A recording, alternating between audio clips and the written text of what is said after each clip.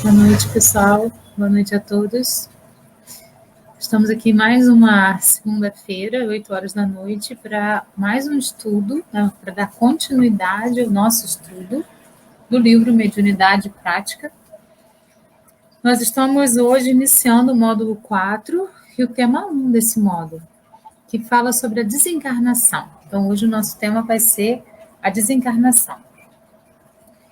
Vamos iniciar com uma oração, pedindo a espiritualidade divina, pedindo aos nossos mentores, pedindo a Jesus, a Deus, que abra o nosso entendimento para que a gente possa captar com maior fidelidade possível tudo que vai ser dito, para que tudo que for dito aqui hoje possa fazer parte da nossa vida, da nossa existência e possa trazer compreensão para alguns processos e possa trazer novas perguntas para que a gente possa, a cada dia, enveredar cada vez mais pelos nossos caminhos de sermos buscadores.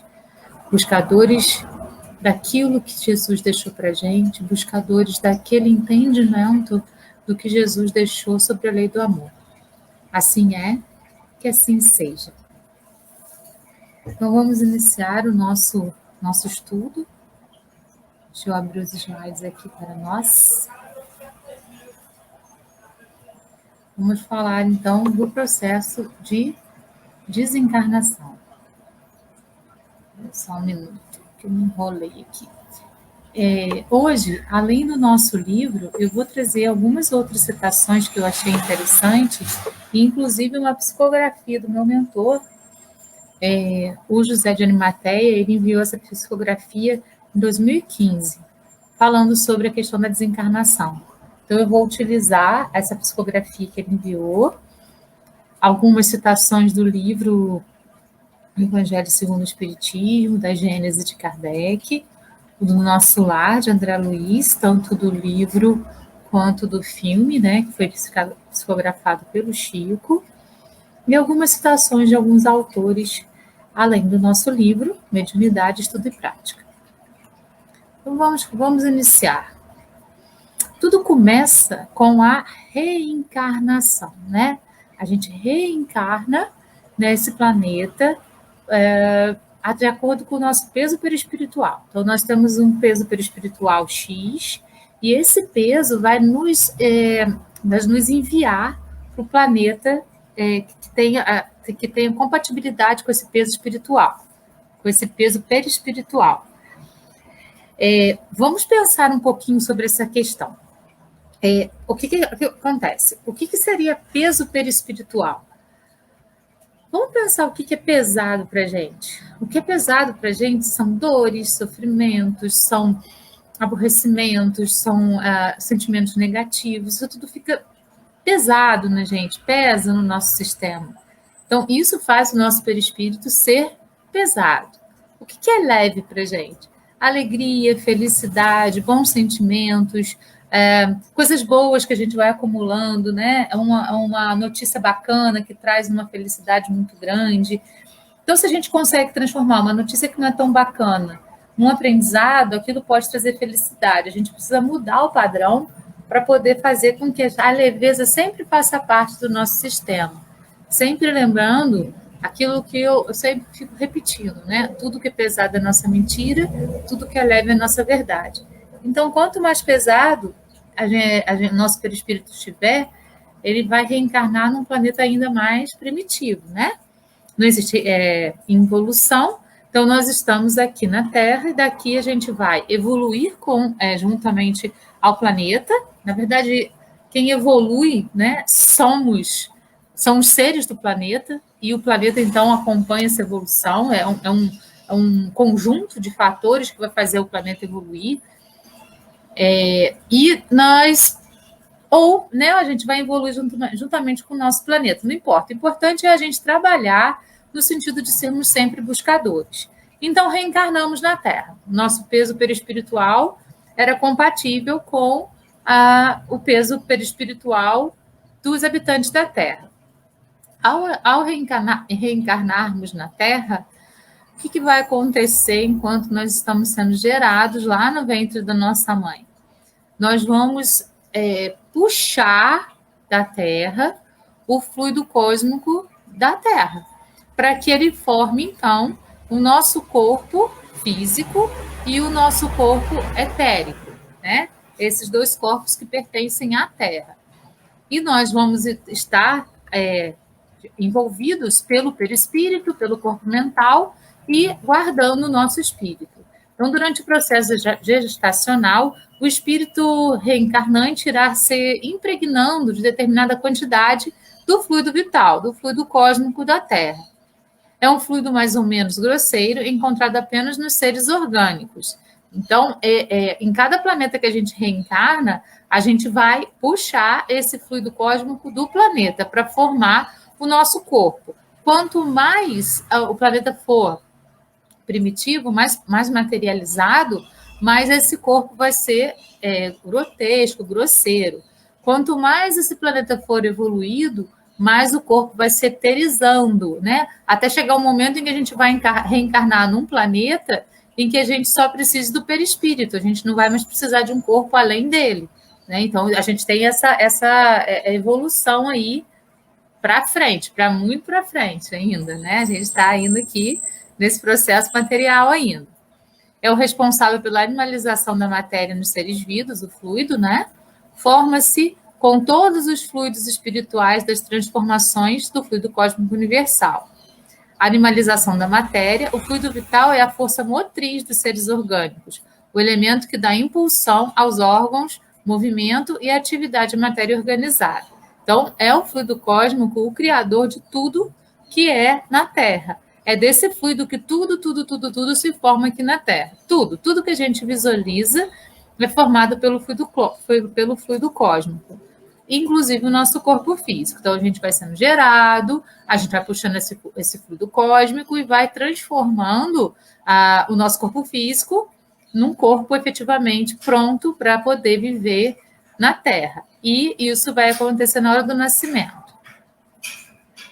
A gente, segundo André Luiz, a gente tem os corpos espirituais, né? Que são esses dois aqui iniciais, o corpo físico com os plexos e o duplo etérico com os chakras, certo?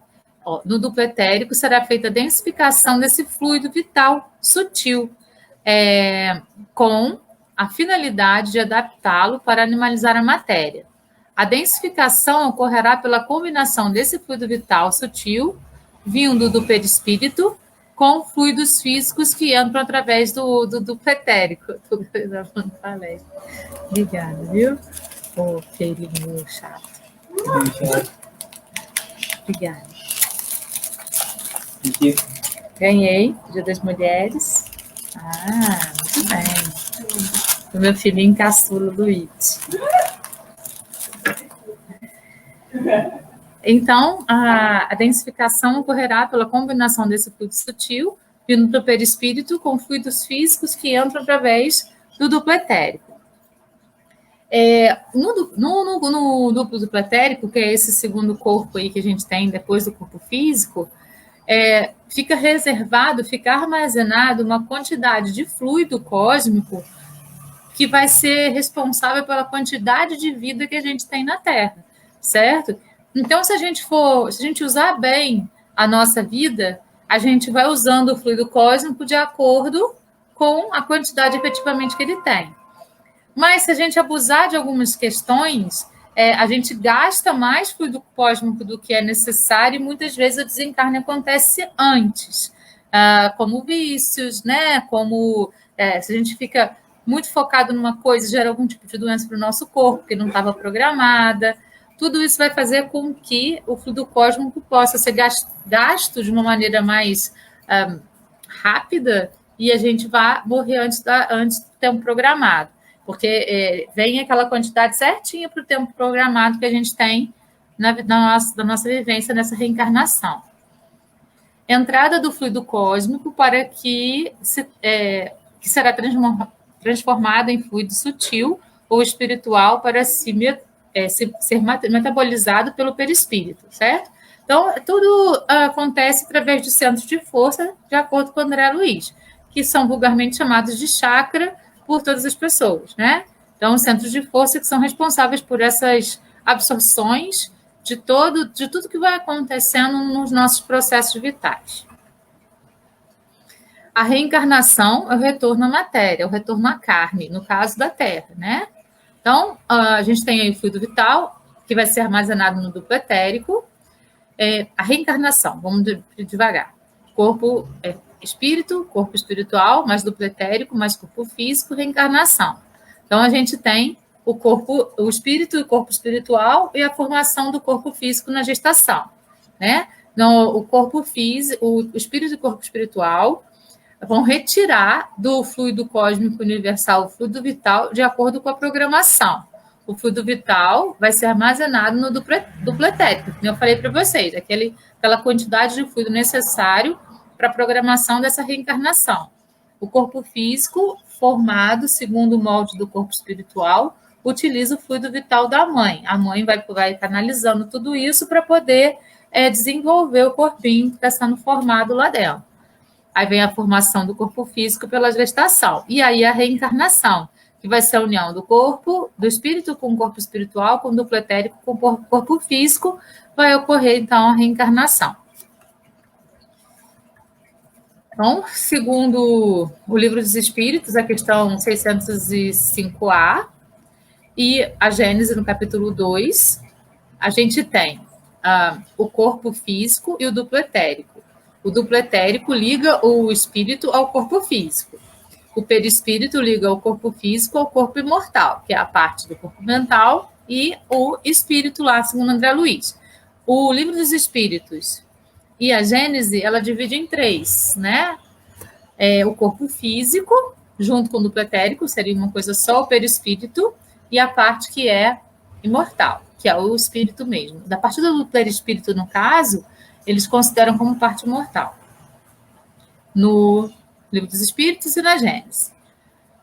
Então, a gente tem aqui o duplo etérico, que liga o espírito ao corpo físico, o perispírito liga o corpo físico ao espírito imortal. O espírito, apesar de ser um todo unificado, é também a mínima parte que se encontra ligada ao corpo. A composição, então, a gente tem aí, né? No corpo encarnado, a gente tem lá, segundo o Livro dos Espíritos e a Gênese, os 3 corpos, certo? Aí, quando a gente vai desencarnar, a gente deixa o corpo físico do etérico na Terra e vai embora com o perispírito. Então, aí a gente vai embora com o perispírito, né? É isso que vai acontecer, então, no processo de desencarnação. A gente vai deixar na Terra o corpo físico e o duplo etérico e vai embora com o perispírito. Mas como que acontece esse movimento? É isso que a gente vai ver agora.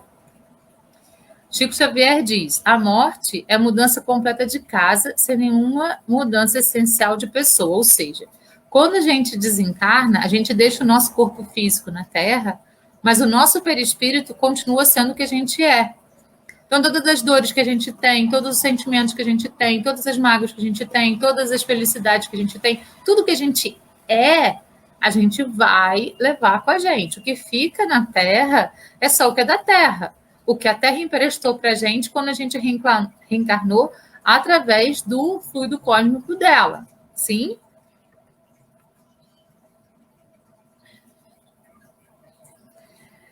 Aí o José de Arimateia, né, como eu disse, viu a psicografia, ele fala: na hora do desencarne, muitas coisas podem ocorrer, dependendo da reação que o espírito tenha com o corpo físico, dependendo da relação.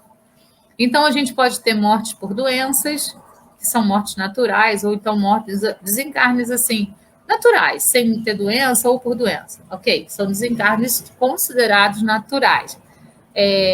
Vamos lá, né? Por doença nem sempre é natural. Se a gente pensar em nosso lar, André Luiz mostra isso bem claramente. Ele desencarnou por uma doença, mas uma doença que ele adquiriu por conta dos sentimentos de baixa frequência, né? Raiva, inveja, soberba. Então, com tudo isso, ele foi adquirindo essa doença que ele teve no estômago, que foi um câncer, por conta desses sentimentos de baixa frequência que ele foi acumulando no corpo dele durante a existência dele. Então, a morte por doença nem sempre é uma morte natural. Sim, é muito importante a gente ter essa noção, né? Porque às vezes a gente pensa que uma pessoa morreu por doença, pronto. Mas a gente vê isso bem claramente na obra Nosso Lar, quando André Luiz está no umbral sendo chamado de suicida. Por quê? Porque ele desencarnou por uma doença, mas a doença foi adquirida por ele por conta de sentimentos de baixa frequência. Acontecimentos inesperados, como um acidente, por exemplo, né? Pode ser um desencarne ali, e o espírito sai do corpo assim, numa vezada só, perispírito, né? Morte trágica por homicídio, no caso aquele filme que todo mundo deve ter assistido já, eu já assisti 1 milhão de vezes, Ghost, né? A gente vê exatamente ali essa morte trágica por homicídio, o perispírito sai do corpo e muitas vezes a pessoa nem sabe que desencarnou, porque ela está no processo ali, na adrenalina total e nem dor ela sente, muitas vezes. E por suicídio, né? Por suicídio a gente pode ter os vícios nas drogas, a gente pode ter um suicídio efetivamente por alguém que tomou veneno, por alguém que deu um tiro na cabeça, alguém que se enforcou, enfim, tem inúmeras maneiras de se suicidar. E a relação que a pessoa que desencarnou, seja em qualquer uma das hipóteses, tem com o corpo físico é que vai ser muito importante, né? Porque, por exemplo, vamos pensar numa pessoa que cultua muito o próprio corpo físico, um modelo, um fisiculturista, alguma coisa assim, que tem aquele amor pelo corpo físico, por cada centímetro do corpo. É muito difícil, muitas vezes, desencarnar nesse momento em que o corpo físico é tudo de mais importante, né? Por quê? Porque a pessoa fica apegada àquilo ali. Existem casos de desencarnados que ficam sentados em cima do túmulo, no cemitério, sofrendo, querendo voltar para o corpo físico, porque tem um apego muito grande a ele.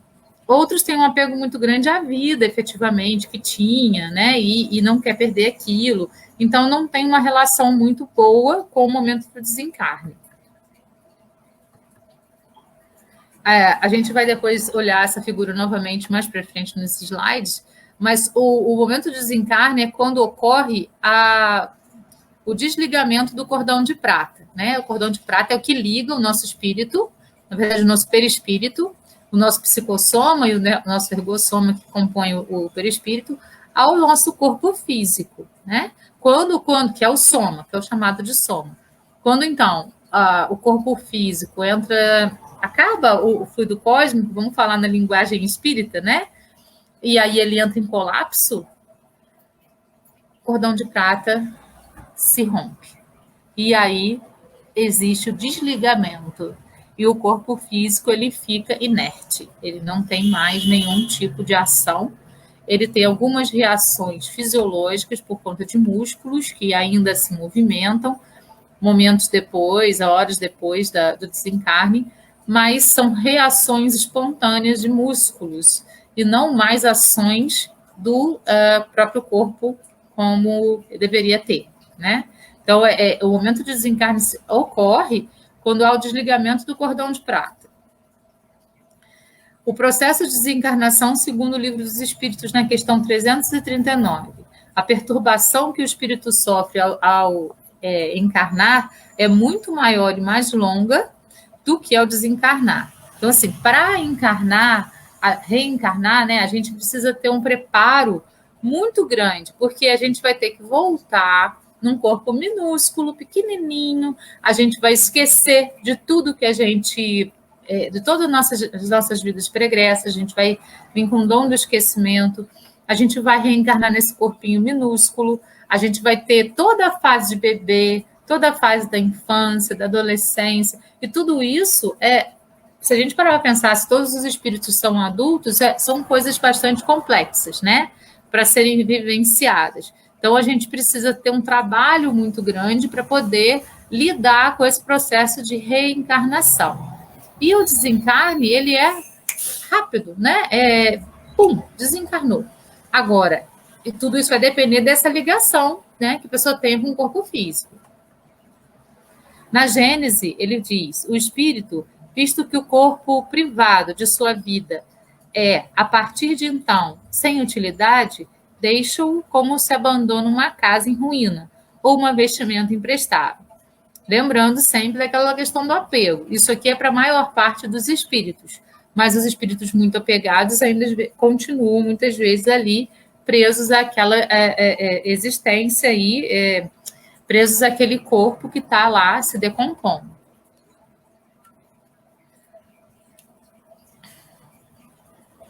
A reencarnação é o nascimento, né? Isso vai ocorrer, a formação do corpo físico vai ocorrer a partir do fluido vital que a gente vai canalizar do planeta que a gente está reencarnando. Durante o processo de nossa vida, o objetivo é a reforma íntima junto ao trabalho coletivo, que vai trabalhar ou com a evolução do espírito ou com a estagnação. Isso vai ser uma escolha que a pessoa vai fazer durante o processo reencarnatório. Ou ela vai evoluir ou ela vai estagnar.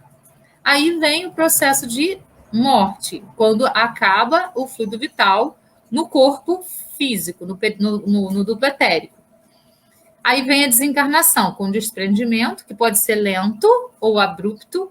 Lento quando a pessoa fica apegada, quando ela não tem ainda noção de que ela desencarnou. Abrupto quando isso é automático para ela. Tem um tempo de perturbação, que pode ser fugaz ou longo, até a pessoa entender mais ou menos o que está acontecendo. Sabe quando a gente leva um tombo e não entende muito bem o que está acontecendo? Tipo assim, a gente demora um tempinho para poder se dar conta do que aconteceu? É bem isso, né? Você levou um tombo, aí você fica aquele movimento assim, perturbado. Aí você entende, nossa, então eu caí.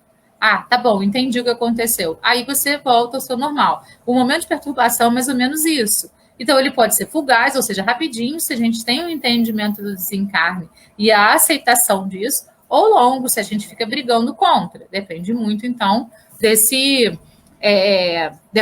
dessa lucidez que a gente vai ter ou não na hora do desencarne.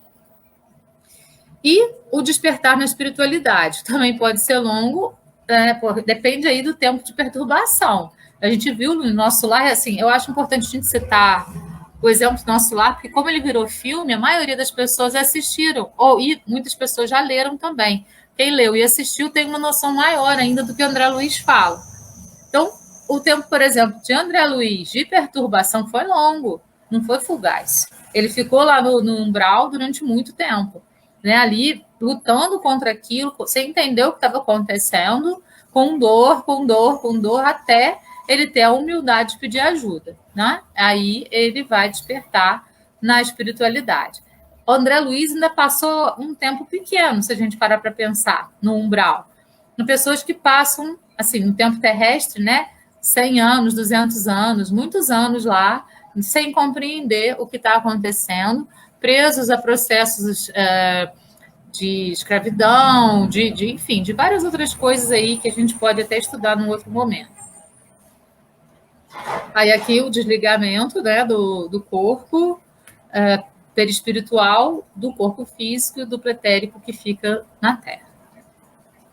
Lá no Céu e Inferno, na segunda parte, tem alguns exemplos. No capítulo 1, fala sobre a passagem. O estado do espírito por ocasião da morte pode ser, assim resumido: tanto maior é o sofrimento, quanto mais lento for o desprendimento do perispírito. A presteza desse desprendimento está na razão direta do adiantamento moral do espírito. Para o espírito desmaterializado, de consciência pura, a morte é qual um sono breve, isento de agonia e cujo despertar é suavíssimo. Se a gente lê Violetas na Janela, eu acho que esses 2 livros são os 2 livros que, para entender o desencarne, são os mais interessantes, assim, O Nosso Lar e o Violetas na Janela, né? A gente vai perceber ali um desencarne suavíssimo.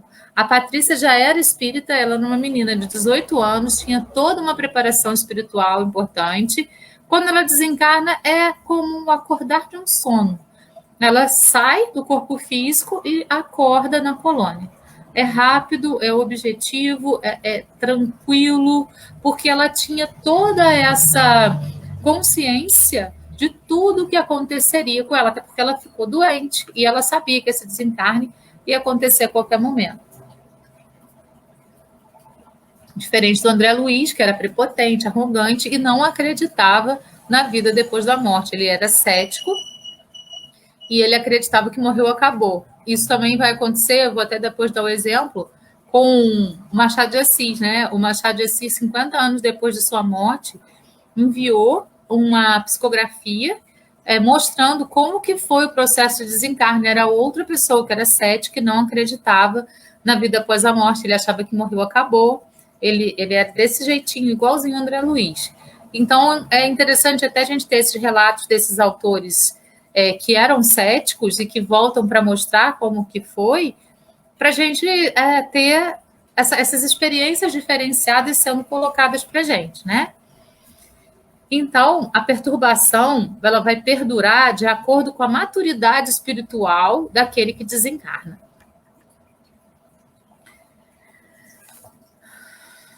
No Livro dos Espíritos, na questão 159, Kardec pergunta para o Espírito da Verdade: que sensação experimenta a alma no momento em que reconhece estar no mundo dos espíritos? Isso depende. Se fizestes um mal com o desejo de fazê-lo, vos envergonharás de tê-lo feito, num primeiro momento. Para o justo é bem diferente. É como alívio de um grande peso, porque não teme nenhum olhar indagador. Então, aqui ele está falando da questão daquilo que a gente começou a falar lá no iniciozinho da nossa reflexão hoje, do peso e da leveza, né? Se a gente é pesado na hora do desencarne, isso vai pesar para a gente. A gente vai ficar com medo. Agora, se a gente é leve na hora do desencarne, a gente sabe que a gente está na Terra, passando por processos de aprendizado, e que tudo é aprendizado, e que a gente vai evoluir dentro desses aprendizados, e se a gente tem o livre-arbítrio, a gente vai errar, né? E se a gente não se culpar por esses erros, se a gente compreender que eu errei, eu aprendi e vou mudar de atitude e seguir em frente, o nosso desencarne é leve. Mas quanto mais culpa a gente acumula, quanto mais ódio, quanto mais raiva, quanto mais orgulho, mais a gente vai se tornando pesado. Então, é isso que ele está dizendo. Isso depende muito da maneira como o espírito desencarnou, com qual peso ele tinha dentro de si. Lá em Coríntios, né, 15, versículo 19, ele fala assim: se a nossa esperança em Cristo se limita apenas a esta vida, somos os mais infelizes de todos os homens, está na Bíblia. Então, veremos alguns casos de processos de desencarnação segundo o irmão José de Arimateia.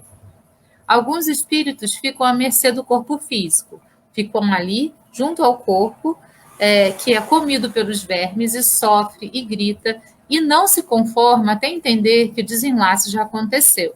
Como eu disse, aqui tem um exemplo, né? Um espírito em cima do próprio túmulo, não compreendendo o que está acontecendo. Então, ele fica ali, vigiando, velando, sem entender muito bem o que está acontecendo. E ele fica perdido. O tempo em que ficam nesse estágio depende da disponibilidade que tem para compreensão, aceitação e tomada de consciência sobre o fato. E ele fica estagnado, cultuando o que não mais existe e perdendo tempo de vida que pode ser aproveitado a cada minuto. Então, aquele momento, repare, e perdendo tempo de vida, ele está desencarnado, que pode ser aproveitado a cada minuto, porque a vida não cessa. A vida é eterna, o que cessa é o corpo físico.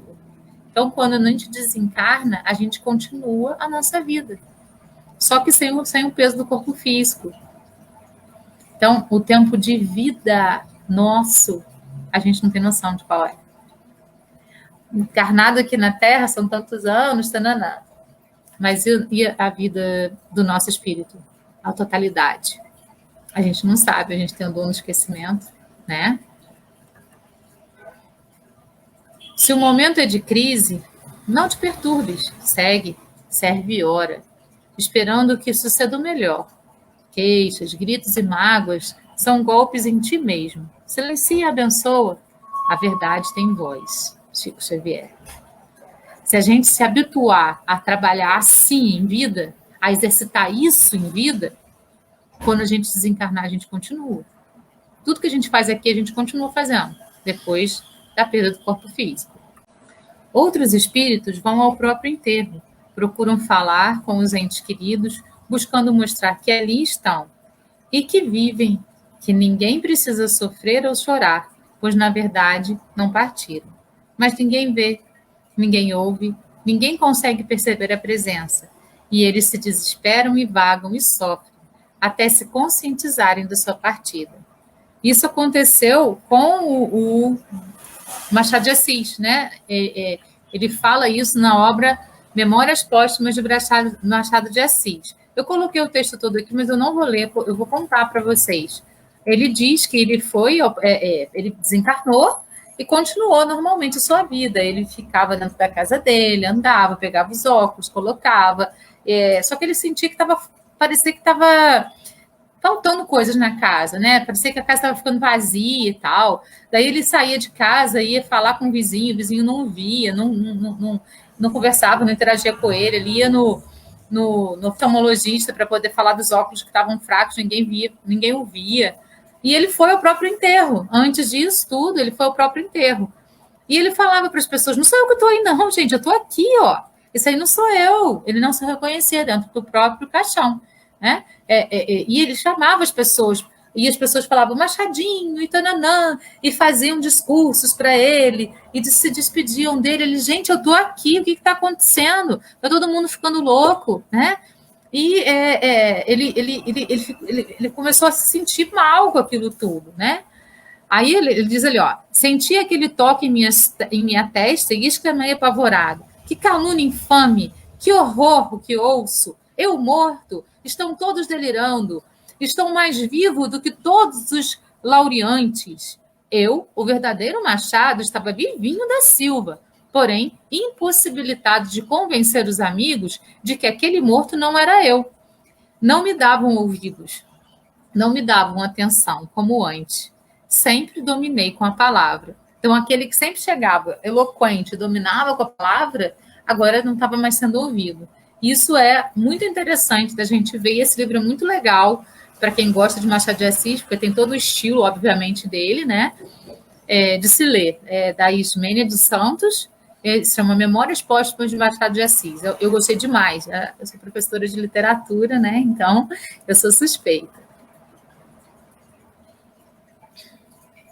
Alguns, por causa de suas próprias energias, levam-se diretamente para os campos de sofrimento, pois não se acham merecedores do perdão, ou porque não creem em nada depois do desencarne. É a questão do próprio André Luiz, o próprio Machado de Assis, né? As pessoas que não acreditam na vida depois da morte, tem muitos livros espíritas que falam que essas pessoas, ou todos nós, né, nós vamos para onde nossos maiores medos nos levarem. A gente tem que ficar bem atento a isso, porque qual é o meu maior medo? A gente não precisa ter medo. O medo, ele paralisa. O medo, ele faz a gente estagnar, né? Então, a gente precisa... O Osho fala que o medo não é... A coragem não é a ausência do medo. A coragem é você ir mesmo com medo, sim? Então, você passar por tudo mesmo com medo. E até perceberem e conscientizarem-se de que precisam e merecem ajuda.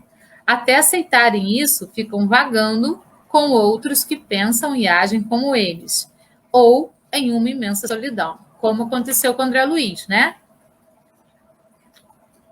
E ele mostra no nosso lar. Ele ficou numa imensa solidão. Agora, nós vimos lá no umbral, quando André Luiz vai contando, que outros espíritos se agrupam e ficam juntos ali, né? Alimentando a fantasia do outro. Quando veem a luz, fogem. Quando percebem boas energias, saem de perto fugindo. Somente quando o coração se deixa tocar pelas orações que recebem ou pelas coisas boas que vêm de dentro, conseguem seguir para paragens diferentes daquelas e libertarem-se de si próprios. Essa é uma cena do filme, né, que a gente assistiu aí, Nosso Lar. o André Luiz, Umbral. E aqui tem alguns depoimentos do André Luiz em Nosso Lar. Ele diz assim: a vida não cessa. A vida é fonte eterna. A morte é o jogo escuro das ilusões. Antes de desaguar no mar, o rio tem que cumprir toda a sua trajetória. Assim também a alma humana tem que percorrer todo o seu caminho antes de chegar ao oceano da sabedoria. Morrer é um processo simples, como mudar de roupa. Mas mudar de roupa não resolve os problemas fundamentais dos seres humanos. Uma existência é um ato, um corpo, uma veste, um século, um dia, um serviço, uma experiência, um triunfo, uma aquisição, uma morte, um sopro renovador. Eu guardava a impressão de haver perdido a ideia de tempo. A noção de espaço esvaíra-se há muito de minha percepção. De todos os tormentos que experimentei, a saudade é o pior. Nada se compara à dor da saudade. Quantas experiências, quantos corpos, quantos séculos, quantos serviços, quantos triunfos, quantas mortes necessitamos ainda? É isso, né, gente? A gente muitas vezes joga a nossa encarnação fora por coisas tão pequenas. Se a gente pensar nessa eternidade do nosso espírito, que nós somos seres imortais, que a nossa vida ela não cessa, que nós estamos aqui somente para aprender, a gente ia aproveitar muito melhor o nosso tempo. E, ao invés de ficar se preocupando com pequenos detalhes que não fazem a menor diferença. Quando a gente olhar para trás, depois do desencarne, a gente tiver toda aquela visão, a gente vai perceber, meu Deus, como eu perdi tempo. Todos nós, eu estou me incluindo, obviamente, nisso.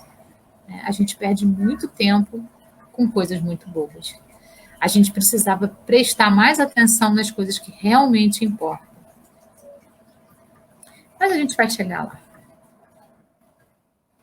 Chico fala, somos livres para decidir sobre os nossos atos, muito embora nos tornemos escravos de suas consequências, e isso é para tudo, né? Para essa encarnação, para o desencarne, para o momento que a gente está no mundo espiritual, tudo que a gente planta, a gente colhe. E não é a morte que faz a gente não colher mais, a gente continua colhendo. A Joana de Ângeles diz, ninguém tem o destino do sofrimento, ele é o resultado da ação negativa, jamais causa. Então, estar no umbral, ir direto para a colônia, é resultado das nossas ações. É o que nós fazemos é que vai nos levar para o lugar que a gente vai logo depois do desencarne. São os nossos pensamentos, a maneira como a gente atua no mundo, é que vai levar a gente para o lugar que a gente vai depois do nosso desencarne. Se eu desencarnar hoje, eu vou para um lugar. Se eu desencarnar daqui a 10 anos, eu vou ter outra consciência, eu vou para outro lugar. Se eu tivesse desencarnado há 10 anos, eu tinha outra concepção, eu iria para outro lugar. Então, é o momento que você está que vai te levar para esse lugar. Dá tempo ainda da gente recuperar o tempo perdido, né? Nunca é tempo perdido. Dá tempo para a gente recuperar tudo isso que a gente, sem querer, foi deixando para trás, né? E trabalhar no sentido de melhorar essa perspectiva aí do que virá. A gente planta, a gente precisa pensar nesse plantio. Outros espíritos, por sua fé, sua crença, sua ignorância, pensam que merecem muito, mas quando deixam o corpo físico, percebem que o paraíso de aproveitar o que não fazer nada simplesmente não existe. Percebem que ninguém pode comprar nada do outro lado da vida. E sofrem. Ora vão para as zonas abissais, dentro de si próprios, arrastados para lá pelos seus próprios pensamentos e verdades, ora se isolam e se recusam a trabalhar, a cooperar nos trabalhos do bem.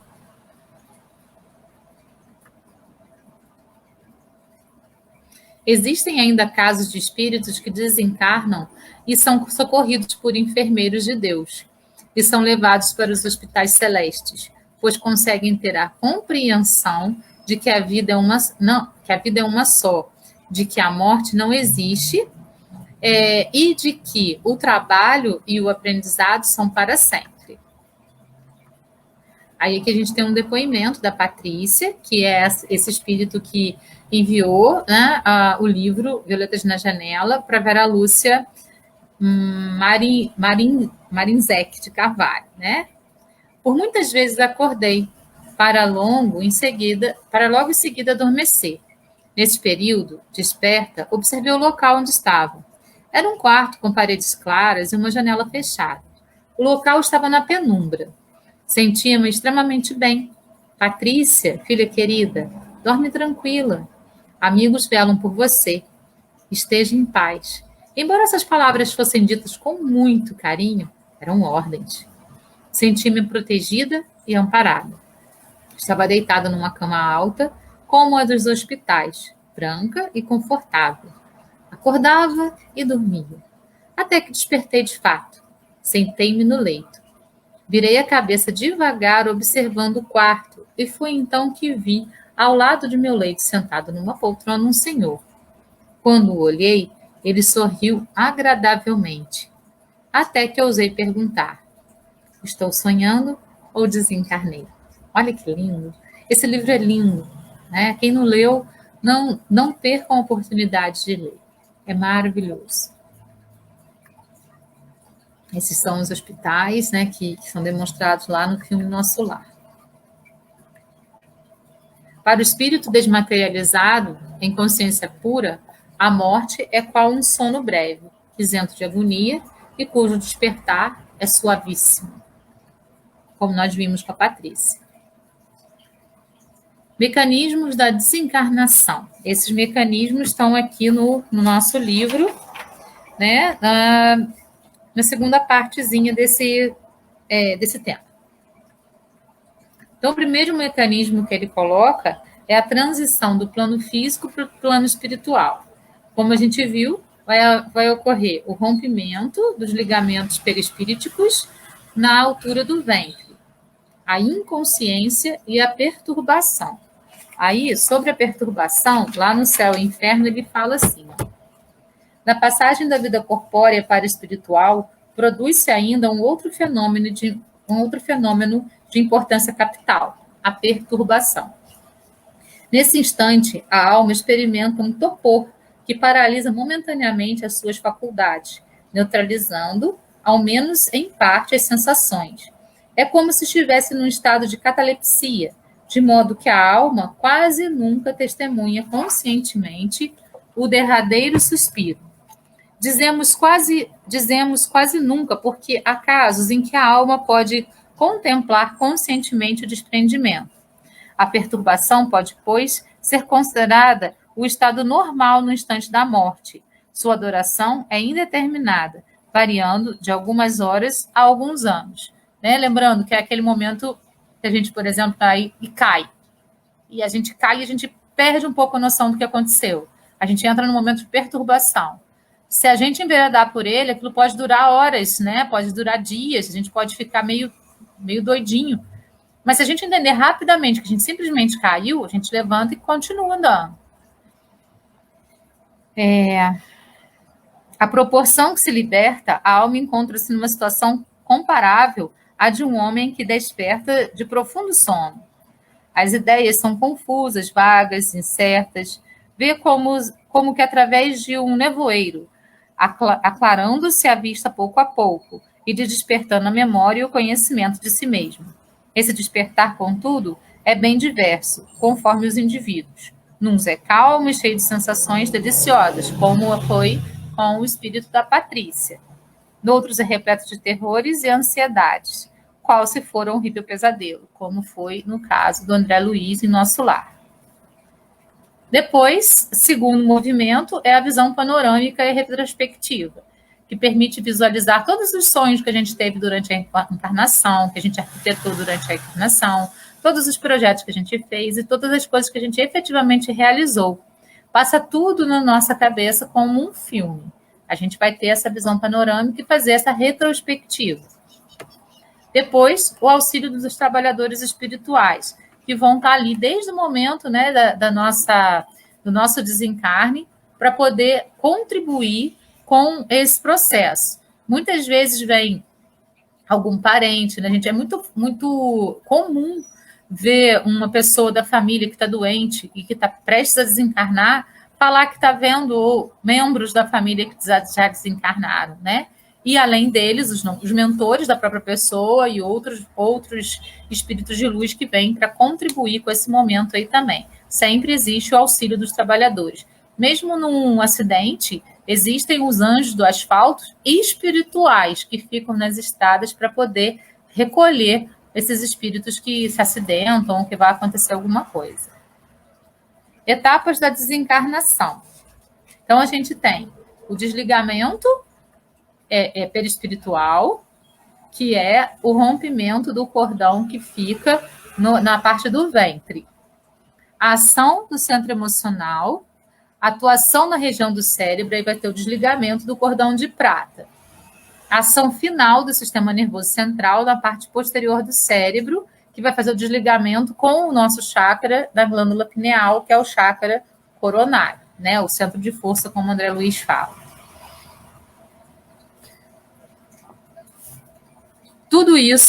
Por tudo isso, concluímos que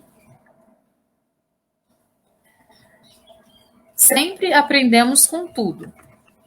Em todas as situações aqui apresentadas, as pessoas são expostas aos seus maiores receios e precisam sair dele. São levadas aos seus medos por si mesmas, não por outros, pois, se dependessem dos espíritos celestes, todos poderiam ser resgatados imediatamente, até a luz. Mas nós é que não permitimos, por conta dos nossos medos. E são vários, né? A gente sempre vai ao encontro dos nossos medos através do nosso próprio livre-arbítrio. Ele que nos leva para lá. Então, um quarto escuro, medo de insetos, medo de lugares fechados, medo de perseguição. São medos que a gente tem e que podem levar a gente para esses lugares aí. Tem um livro que chama... um filme que chama Amor Além da Vida. Ele não é nacional, é com Robin Williams, ele faz o papel principal. É um livro bem ficcional, mas ele tem muito de espiritismo. É muito interessante de assistir também fala sobre o desencarne. O medo de envelhecer, né? Todos esses são medos que a gente carrega e que podem levar a gente para alguns lugares quando a gente desencarnar. As escolhas, o livre-arbítrio, levam cada um para onde acreditam que deveriam estar. Muitas vezes ao encontro de seus maiores medos e receios. Por isso, por mais estranho que pareça, faz parte da escolha de cada qual. Cada um vai escolher para onde vai. Né? Por isso que a gente precisa da reforma íntima, a gente precisa dessa lapidação para poder sair melhor do que a gente chegou. Então, vamos assistir um trechinho aqui do nosso lar para mostrar o poder da oração.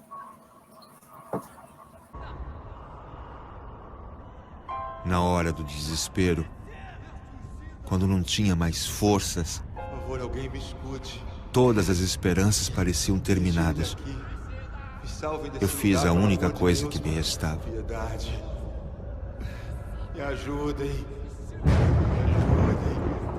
Misericórdia. Não sei quanto tempo durou aquela súplica que vinha do fundo da minha alma, mas fui ouvido.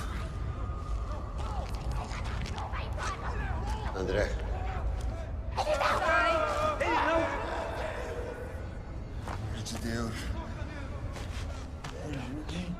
Pelo amor de Deus. Pelo amor de Deus, me ajuda. Me ajuda. Me tira daqui, me ajuda. Me ajuda. Tobias. Tobias. A sua hora chegou, André. Vamos levá-lo.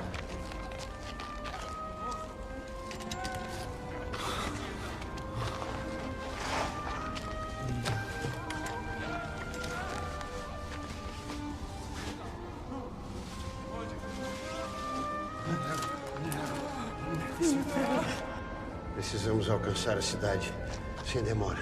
Vamos? Isso.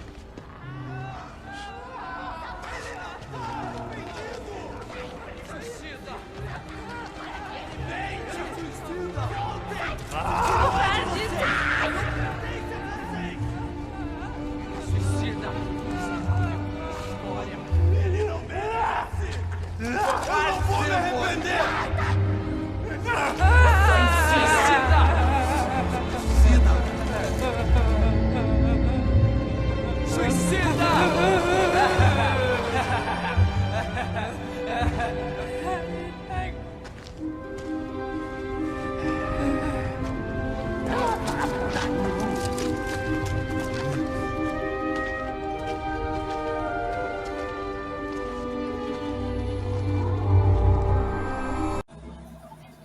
Com isso, a gente pode perceber, né, que quando André Luiz realmente sentiu a necessidade de ajuda, e ele é muito importante a gente perceber o poder que a oração tem na nossa vida. Se acredita em Deus e compreende os caminhos que se deve trilhar, se a fé for o lado verdadeiro dos ensinamentos do Cristo, não é necessário passar por muita coisa indesejável, que erroneamente e inadvertidamente alguns seres escolhem. Por isso, o estudo, o aprendizado e a voz do coração devem ser os guias de todos para encontrarem aquilo que é realmente importante. A verdadeira essência, o verdadeiro eu, que está dentro de cada ser e precisa somente de ter espaço para desvendar-se. José de Arimateia. Por tudo isso, deixe seu eu aparecer para você mesmo. Escolha se conhecer profundamente, entendendo as limitações e reconhecendo as capacidades particulares que cada um traz em si mesmo, sem deixar com que o ego fale mais alto do que o eu. O eu é próximo do amor verdadeiro e universal que o Cristo pregou. Já o ego é individualista, valoriza somente a si próprio e não é capaz de amar nem mesmo quiçá o outro. A permissão para o eu se mostrar só pode ser dada por cada um para dentro de si mesmo. O amor brota dessa permissão. A luz e a paz do Cristo estabelecem-se então. Permita-se e encontrará o amor e a felicidade. Que a paz e a luz reinem na vida de cada um.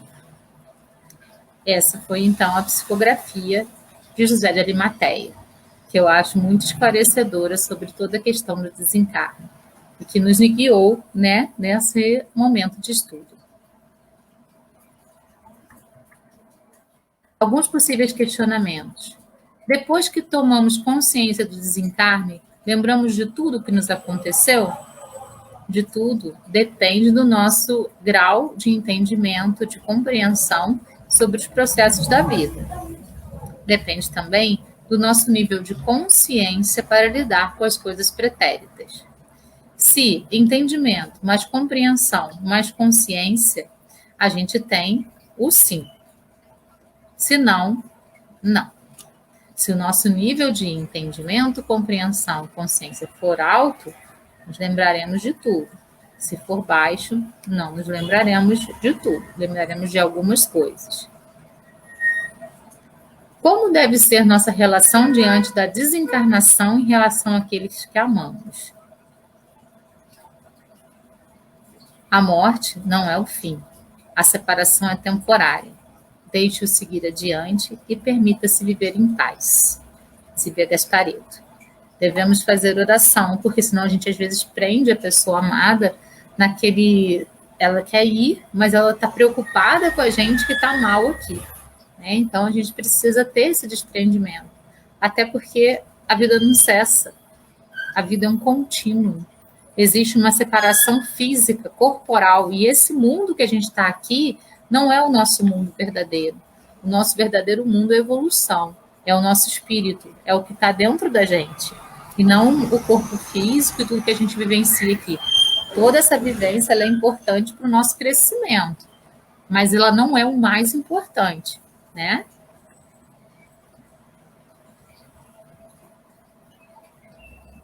A morte é um grande mistério, tanta dor na despedida, mas quem morre perde o corpo, nunca perde a luz da vida.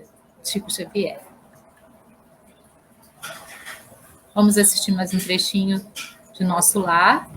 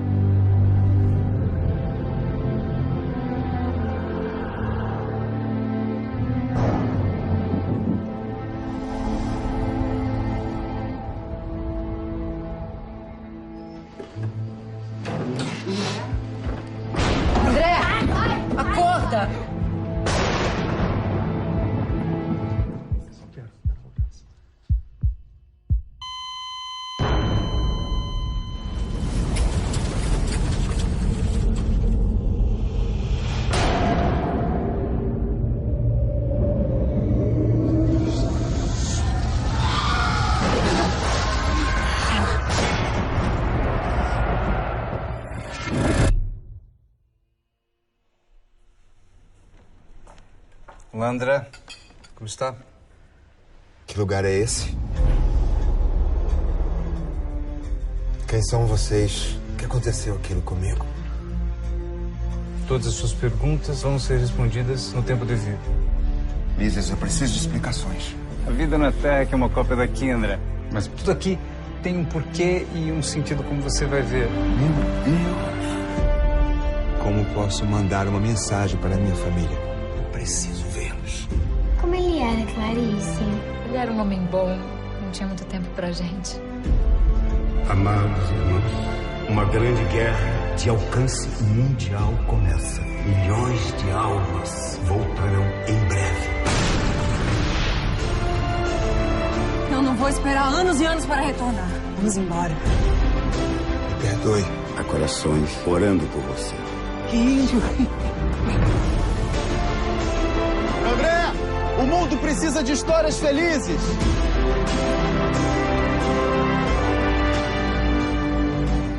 Um dia você vai entender.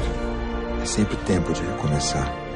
Alguma vez você imaginou vida depois da vida?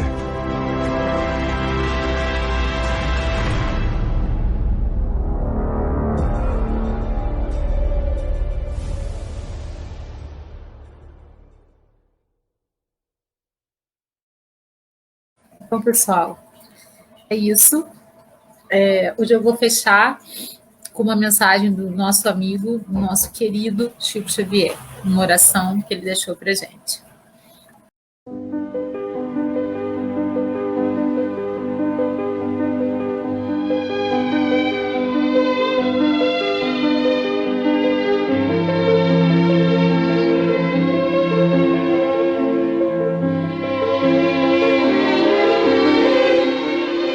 Confia sempre. Não percas a tua fé entre as sombras do mundo. Ainda que os teus pés estejam sangrando, segue para a frente, erguendo-a por luz celeste acima de ti mesmo. Crê e trabalha. Esforça-te no bem e espera com paciência. Tudo passa e tudo se renova na terra, mas o que vem do céu permanecerá. De todos os infelizes, os mais desditosos são os que perderam a confiança em Deus e em si mesmos, porque o maior infortúnio é sofrer a privação da fé e prosseguir vivendo.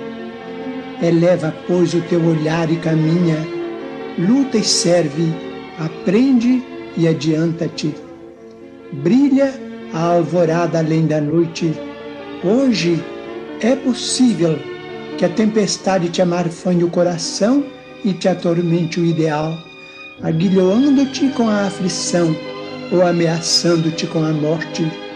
Não te esqueças, porém, de que amanhã será outro dia.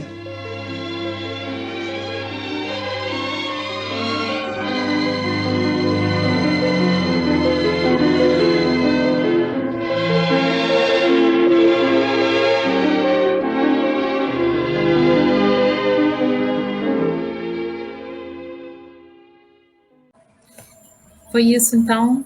Esse tema é um tema dolorido, um tema difícil.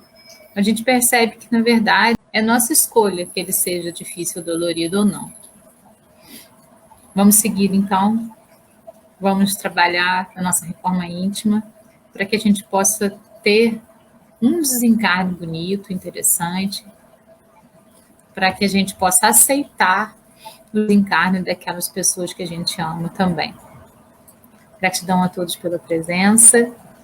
Até a próxima segunda-feira, com a continuidade desse módulo, no tema 2, que vai falar sobre os espíritos errantes. Gratidão a todos. Namastê. Até semana que vem. Beijo no coração.